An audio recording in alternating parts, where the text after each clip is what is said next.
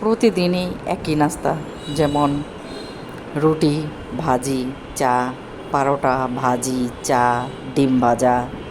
তারপর মাঝে মধ্যে বৃষ্টি নামলে খিচুড়ি, ভর্তা, ডিম ভাজা। তো আজকে এই একটু অন্যরকম নাস্তা করতেছি।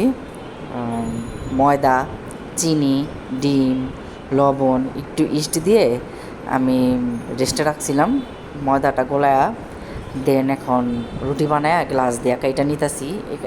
একটা পলিথিনের ভিতরে ঢাইকা রাখলাম, একটু রেস্টে দিলাম। রেস্টে দিলে একটু ফুললে দেন তেলের মধ্যে ভাইজা ফেলাবো।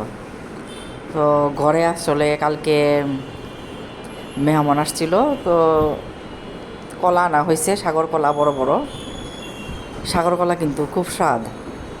তো সাগর কলা দেখে মন চাইলো যে এটা করেই খাই।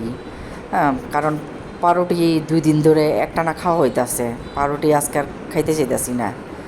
তো দেখি তেলের মধ্যে দিলাম, কি হয় জানি না, তবে কিছুই হয় নাই। যেমন তেলে ভাজা ভানো হয় নাই, বা তেলে ভাজা বিস্কুটও হয় নাই। হয়েছে, কিছু একটা হয়েছে খাওয়ার মতন আর কি, যোগ্য। হ্যাঁ, খাওয়া যায় না এমনটা না, ভালোই লাগছে। তবে আর কি আমি এটার কোনো নাম দিতে পারলাম না। আপনারা কমেন্টে আমারে জানেন তো এটার কি নাম দেওয়া যায়।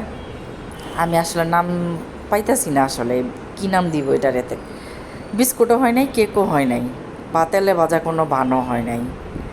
তো তাফসির তো দেখাই বলতেছে যে চা বেশি করে রান্না করো। আমি কিন্তু এটা চা দিয়া খাবো, তাফসিরে তো আবার চা ছাড়া চলেই না।